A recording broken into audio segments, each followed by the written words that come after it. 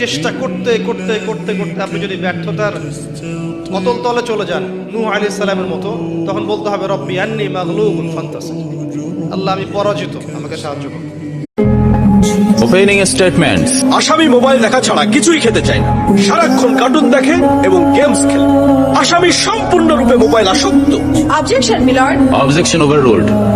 আসামি তার বাবার মোবাইল দেখতে দেখতে হাত থেকে ফেলে ডিসপ্লে ভাঙারও রেকর্ড আছে। মহামান্য আদালতের কাছে আসামির সর্বোচ্চ শাস্তি আজীবন মোবাইল নিষিদ্ধ করা।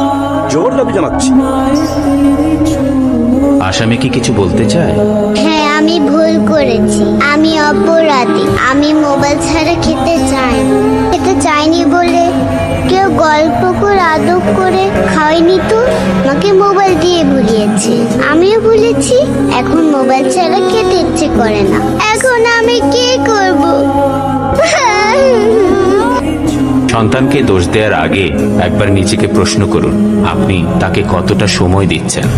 সন্তানকে সময় দিন, সাথে খেলুন, মনোদৈহিক বিকাশে সহায়তা করুন।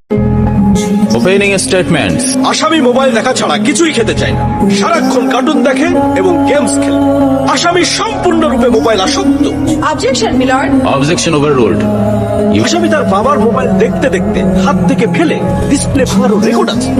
মহামান্য আদালতের কাছে আসামির সর্বোচ্চ শাস্তি আজীবন মোবাইল নিষিদ্ধ করা। জোর দাবি জানাচ্ছি।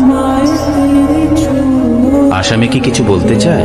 হ্যাঁ, আমি ভুল করেছি, আমি অপরাধী। আমি মোবাইল ছাড়া খেতে চাইনি বলে কেউ গল্প করে আদব করে খাওয়াইনি, তো আমাকে মোবাইল দিয়ে ভুলিয়েছে, আমিও ভুলেছি।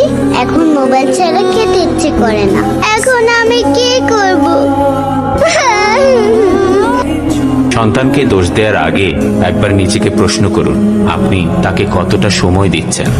সন্তানকে সময় দিন, সাথে খেলুন, মনোদৈহিক বিকাশে সহায়তা করুন।